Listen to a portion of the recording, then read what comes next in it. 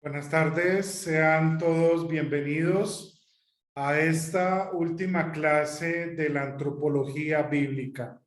Hemos dado una breve introducción al tema de la doctrina del hombre en el contexto de toda la Biblia. Hemos hablado acerca de la creación, del estado original del ser humano, de la caída, del pecado original, de la depravación del hombre. Hemos también, por supuesto, hablado acerca del libre albedrío en la clase pasada. Debido a razones de fuerza mayor, la clase pasada, es decir, el viernes, no pudimos transmitir. Por esta razón, este video corresponde a esa sexta clase que es la que tenemos pendientes. Iniciamos en el nombre del Padre, del Hijo y del Espíritu Santo. Amén. Oremos. Padre misericordioso, te damos gracias porque hoy nos das nuevamente la oportunidad de continuar estudiando la doctrina de tu santa palabra. Rogamos para que el Espíritu Santo nos dirija y sea nuestro guía y maestro. Por Cristo nuestro Señor. Amén. Bueno, vamos a tener en nuestras manos las Biblias, ya que por supuesto son en el medio la Biblia que vamos a tener mayor conocimiento y profundización del tema del día de hoy. La gracia de Dios para el mundo pecador. Las lecciones pasadas nos dejaron un sinsabor y es la terrible corrupción del corazón humano. La caída no afectó en una parte nomás al ser humano, sino que, como hemos visto en las Sagradas Escrituras, nos dicen que el ser humano se corrompió totalmente y su inclinación natural es siempre hacer lo malo.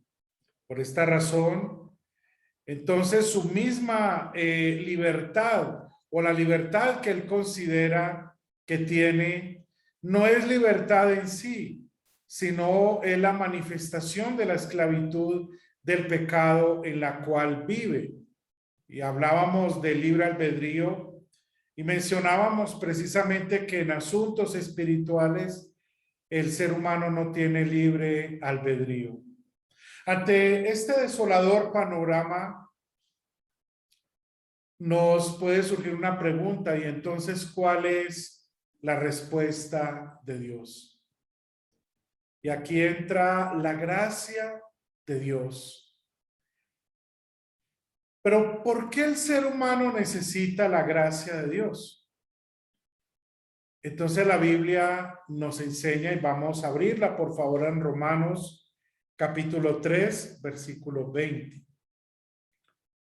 Ya que por las obras de la ley, ningún ser humano será justificado delante de él, porque por medio de la ley es el conocimiento del pecado. Queridos hermanos y amigos, ¿por qué el ser humano necesita la gracia de Dios? Porque él no puede salvarse por sí mismo. Ya hemos hablado en las clases anteriores de que tal cosa como que el hombre puede cooperar en su propia salvación no es posible, ya que la inclinación natural del corazón humano es hacer lo malo delante de Dios y desobedecer a su santa ley. Por esta razón es que Pablo, después de presentar la terrible condición del ser humano en su naturaleza caída, concluye diciendo que ningún ser humano, y eso incluye a toda la humanidad, puede ser justificado por medio de la ley o de las obras de la ley. Y la parte final del versículo 20 dice, porque por medio de la ley es el conocimiento del pecado. Entonces la función de la ley es mostrarnos el pecado, mas no darnos salvación. Una persona puede decir, a partir de ahora voy a prometer que voy a ser muy santo y quizás cumpla algunos mandamientos de manera imperfecta, porque no lo hará de manera perfecta, y pensará en su orgullo pecaminoso que de esta manera va a lograr el perdón de sus pecados, pero se va a dar cuenta cada vez más y más de la miserable condición pecaminosa en que se encuentra. Por esta razón, la gracia de Dios la podemos entender como la respuesta divina al pecado del ser humano, porque Él no puede salvarse a sí mismo. Gálatas capítulo 3, versículo 10.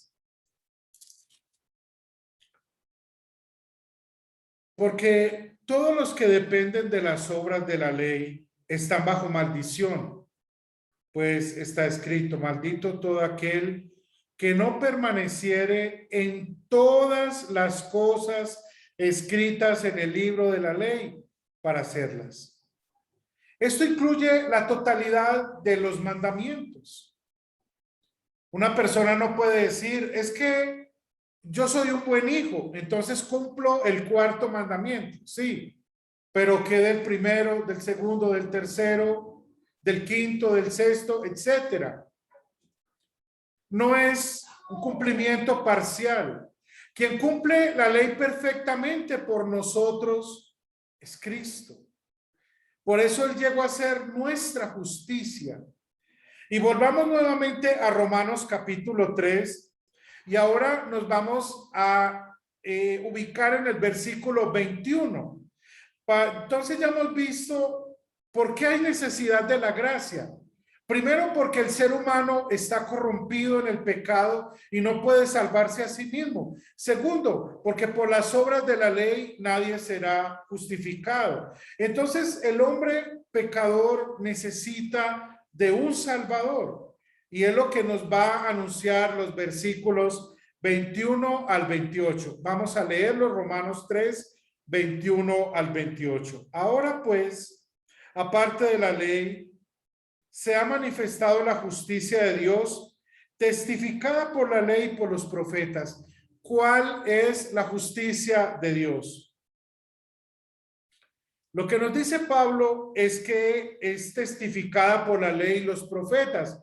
Es decir, que el Antiguo Testamento habla de esta justicia, pero no en la justicia de la ley. Entonces, ¿a cuál justicia se está refiriendo Pablo? Vamos a seguir leyendo unos versículos más adelante. La justicia de Dios por medio de la fe ¿en quién? En Jesucristo. Para todos los que creen en Él, porque no hay diferencia.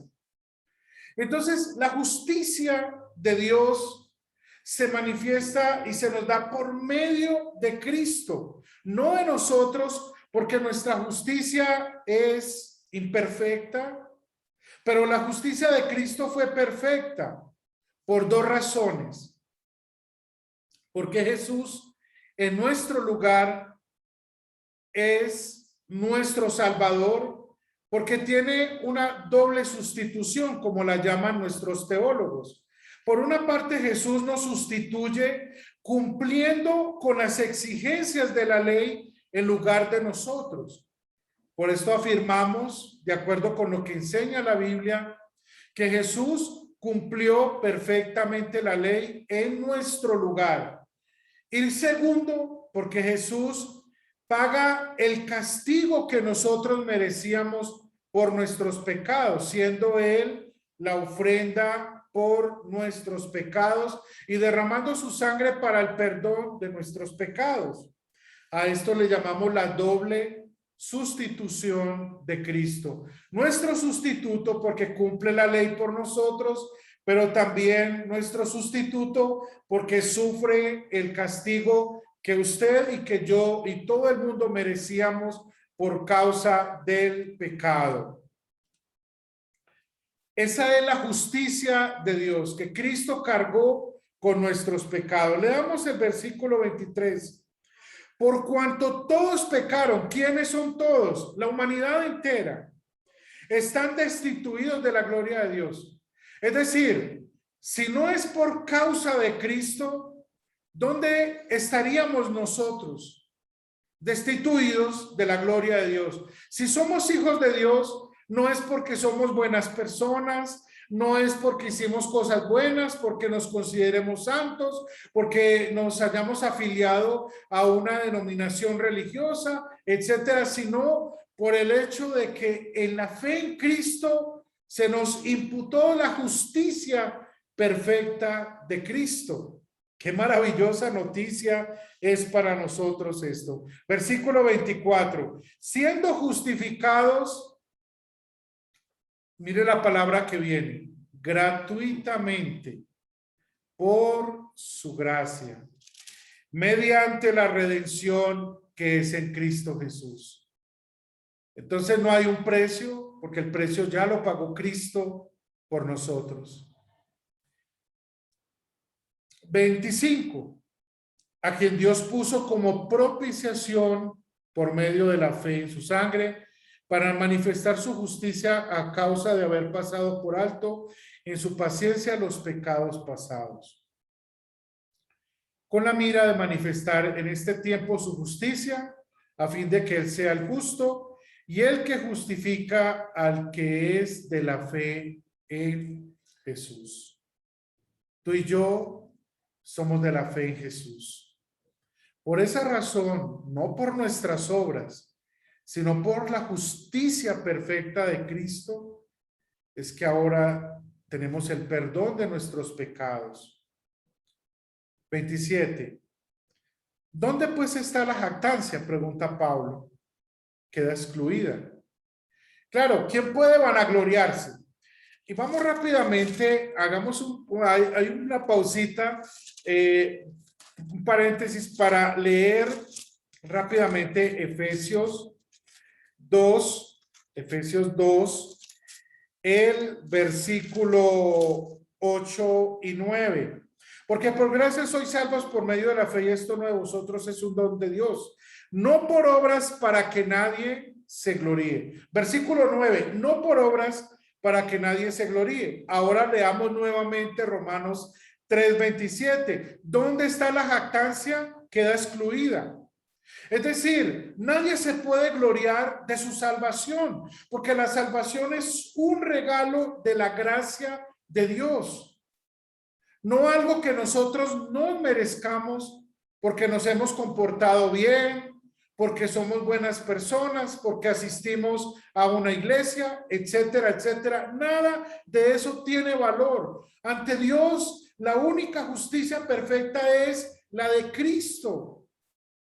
Y por causa de la doble sustitución de Cristo en nuestro lugar, por la fe en Él, Dios nos da la justicia de Cristo. Es decir, Dios no ve mi justicia, mis obras, sino nos ve por medio de Jesús.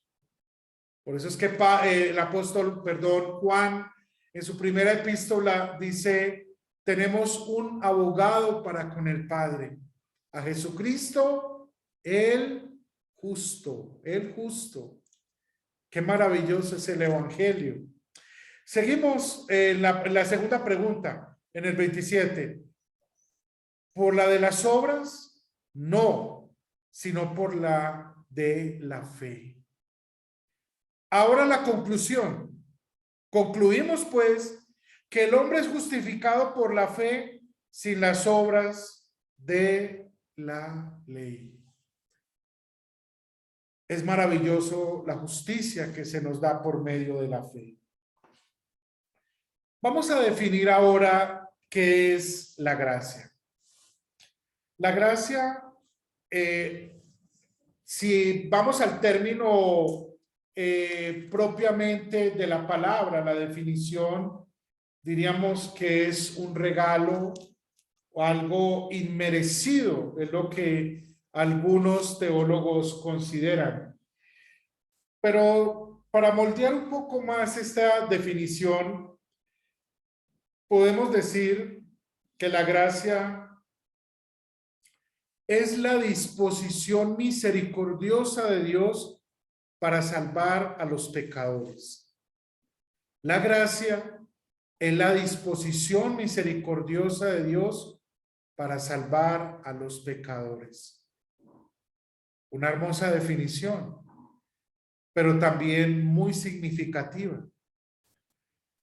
Porque no fue que nosotros le movimos el corazón a Dios. Dios, en el afecto de su gracia, como dice la palabra, por su misericordia, nos regeneró, nos dio vida, estando nosotros muertos. Él nos ha salvado, es lo que podemos decir. Entonces, esta disposición misericordiosa de Dios es en la cual Él nos otorga la promesa del perdón de nuestros pecados por causa de Cristo. La causa por la cual usted y yo tenemos el perdón de los pecados es Jesús. Porque Jesús, como ya mencioné, en la doble sustitución, cumplió la ley que usted y yo no hemos cumplido. Pagó el precio que usted y yo merecemos.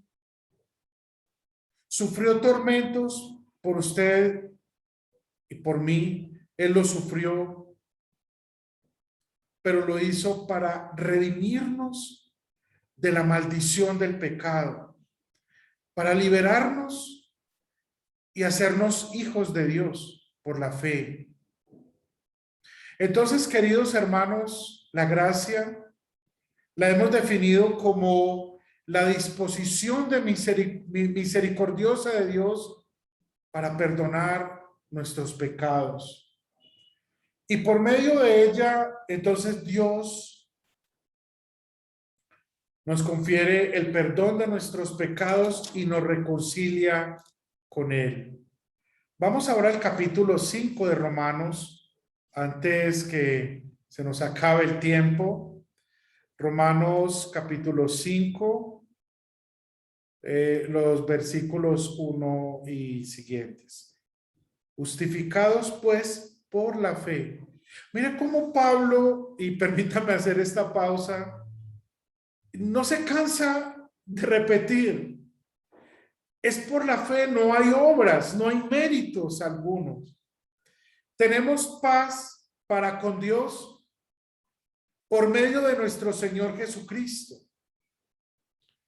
¿Cuál es el fruto de la gracia que nos justifica?